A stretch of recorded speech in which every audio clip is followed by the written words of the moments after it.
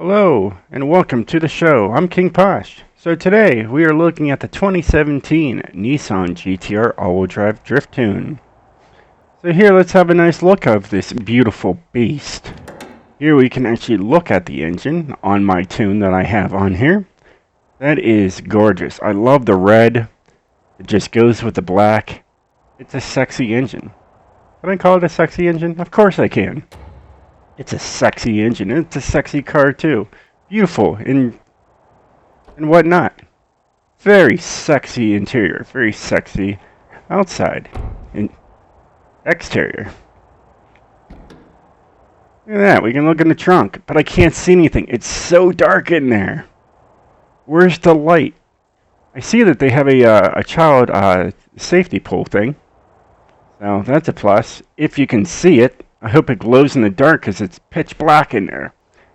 Oh, I see a little vent in there. I don't even think you could fit a human in there. It's so tiny. Maybe a couple duffel bags full of cash. I think that's about it. Let's get right into it. And there's a push start button. Oh, it's right there. It's kind of gorgeous. You know, this should have like a little flip up. You know, flip up like on like a F1 fighter or something. Look at that, you even got a boost gauge right there in the middle. It's really nice. Did you guys see the, I saw it on Car Buzz. I see a Force-a-thon live wants to come up and everything. Did you see the new Nissan GTR that is being made? It is outrageously expensive. They are saying it's going to cost $1 million for you to buy. How crazy is that? So here's the tune. Alright, it's called KP's All-Wheel Drive Drift. Alright. It's got 131 downloads, 47 uses, and 1 like. Most roads ready. Now, that low uses, I don't get. I really don't. The thing's a beast. I mean, it's got close to 1,000 horsepower. And I've been taking it out, and I've been just rocking this corner here. Yes, second gear is a little on the slow end. That's okay. Second gear is the primary. You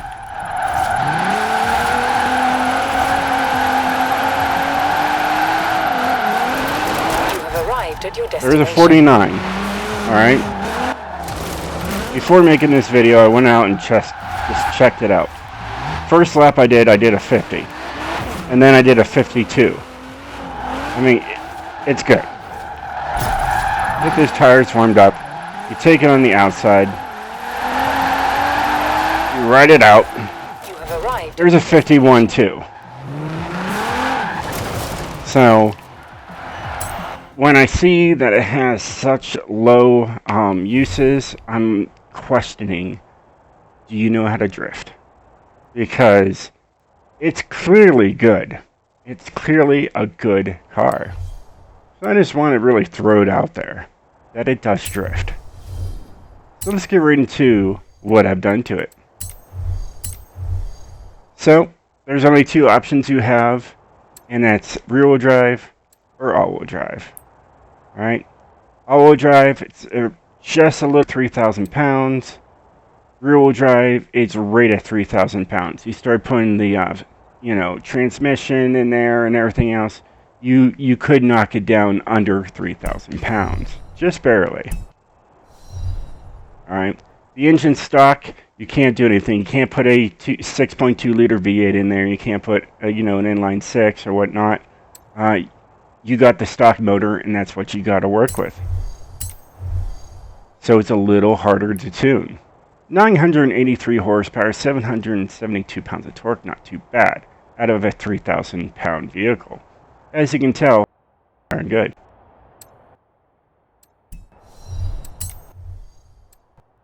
Is you can have an adjustable, you can have it naked. I just left it stock. Tire compound, I got stock. Stock width in the front at 255. Stock in the rear at 265. Alright, TC105 ends. This is what the stock rims look like. They look kind of thick. I like these ones. They're very thin. Okay, here we got 20 inches in the front, 20s in the rear. They look good with it. Stock in the front. Here's what it looks like with it, and it just looks out of place. So I keep it, pretty much flush. Here, same thing. You can really see it like protrude out. I didn't like that, so I left them inside. Alright, you got a race transmission and a race differential. You don't have a driveline, and you don't have a race clutch either. Here you got race brakes, but they're black. They're not red. Alright? The stock brakes are red. And for some reason, they just went red. Interesting. I'll go with it. This one actually has race springs and dampeners. There is drift springs and dampeners you can put on here, but I decided to rock it without them. And as you can tell, it doesn't need them. Stock anti-roll bars in the front and stock in the rear. No roll cage, but this is what a roll cage would look like. You really can't see it because it's tinted. Race rate reduction. Race intake. Everything here should be in race mode. Alright, to get that max power that I could push out of it.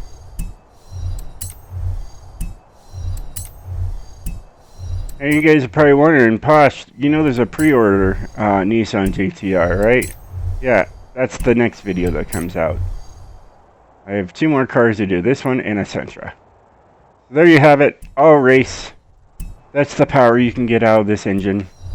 The pre-order car definitely has a lot more power, so I will be showing that one next. But here is the tune for this one.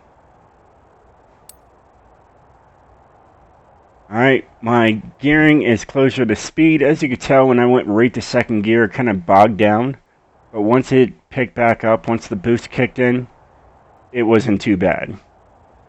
So it is a second, third gear car, for sure. It's got almost a semi-straight if this was a 3.6, but as you can tell, it wasn't too bad. It definitely wanted to kick sideways, and that's what it was supposed to do. The problem with Nissan GTRs today they are making them more track. It's all grip. It's all like sticky to the road, Nürburgring style race cars. So getting these cars to drift is a challenge in itself. It's not like the older Nissans where you could really kick it sideways. Right out of the gate. That's what they were really meant for. And then Nissan decided, hey, we are going to make track cars instead. And we're going to make them very expensive. So expensive that we really wouldn't make these for the kids, for like teenagers, 16 years old and up. But we want to make it for people that live in Dubai only, that their parents make billions of dollars, and we can just, sell them for $100,000. And now they are selling them. The newest one is going to sell for $1 million. Now, and it's got basically the same engine in it, and they pumped it up to like 700 plus horsepower. And they're going to ask $1 million basically for the car. So they really, Nissan has really lost touch to our generation when it comes to the Nissan GTR. You can get these cars for about, 45, 50,000 now, with a lot of miles and been abused very heavily. Do I see this car worth $1 million? No. By far, no. I do not. I would not spend $1 million on this car. Now, an R32, for $35,000, that sounds like a great deal. R33, R31, probably around $18,000, $20,000 for that car. In a heartbeat, no problem. If I had the money for that. But I'm not going to spend $1 million for a Nissan GTR. I think that's just outrageous, and they need to really rethink of what they're doing. So there you go, and that's what I think. And let me know in the comments below what you think. Would you spend $1 million on a Nissan GTR? I mean, even down the road, the car would not even dip below $100,000. Unless it was wrecked, flooded. Even flooded might be like $250,000. It had to be pretty mangled up for it to be below $100,000 in a 5-year period. So, yeah, Nissan, you really need to rethink the young buyer generation, because the route you're going, you're destroying us. Anyways, that's enough for my rant. Hope you guys enjoyed this video. Thank you for watching. I really appreciate every single one of you. So a huge shout out to everyone watching this and has made it to this video, to this point. Thank you. I will see you guys next time. Definitely check out the next video. I'll see you guys later. Peace out. I'm King Posh.